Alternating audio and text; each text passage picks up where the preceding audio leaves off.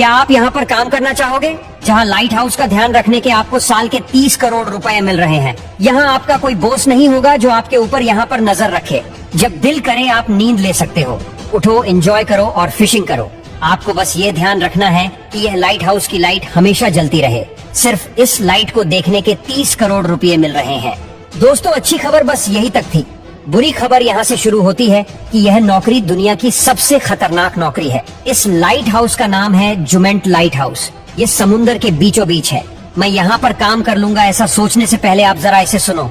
यहाँ पर आपसे बात करने वाला कोई नहीं होगा। सबसे खतरनाक यह है कि इस एरिया में बहुत भयानक तूफान आते हैं। समुद्री लहरों के अंदर कई बार यह लाइट हाउस पूरा ढक जाता है।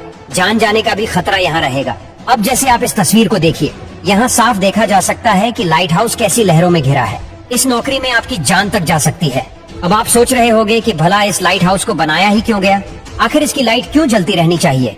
इसके लिए आपको लाइट हाउस की शुरुआत कैसे हुई इसको जानना होगा।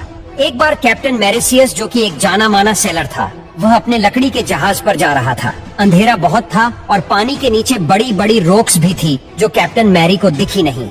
फिर शिप में हॉल हो गया और वो उलटी हो गई और इन्हें बहुत नुकसान भी हुआ। इसीलिए कैप्टन मैरिसियस ने सोचा कि इस प्रॉब्लम का सॉल्यूशन ढूंढना ही पड़ेगा।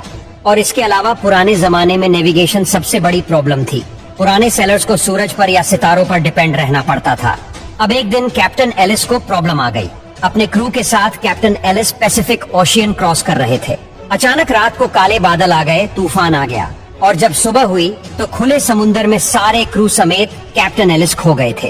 कैप्टन एलिस का सारा क्रू भूखा प्यासा था। बहुत से क्रू मेंबर्स भूख की वजह से मर गए थे और बड़ी मुश्किल से कैप्टन को तब जमीन मिली थी। इसी के साथ इजिप्ट में मेडिटेरेनियन सी के साथ एंशिएंट इजिप्ट ऑफ अलेक्जेंड्रिया था। इस शहर के किनारे जाने के लिए यहाँ से गुजरना पड़ता था और इस रास्ते में बहुत से पत्थर होते थे।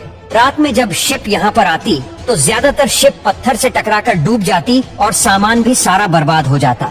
अब इस शहर का इन पत्थरों की वजह से बहुत नुकसान हो रहा था और इसीलिए यहाँ के रूलर ने एक आर्किटेक्ट को बुलाया और ये डिसाइड हुआ कि यहाँ पर एक बड़ा सा रोशनी का मीनार बनाया जाए जो शिप्स को सेफ्टी की तरफ गाइड करेगा और साथ ही में पत्थरों से भी बचाएगा।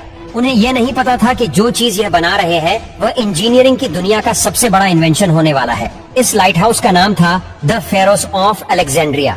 इस लाइट हाउस पर बहुत बड़ी आग जलती थी जिसको हर समय ऑयल और लकड़ी की सप्लाई मिलती थी। इंजीनियर ने तब इसकी लाइट को और बढ़ाने के लिए लेंस भी बनवाया था जिसकी मदद से मीलों दूर के जहाज को भी इसकी रोशनी दिख जाती थी।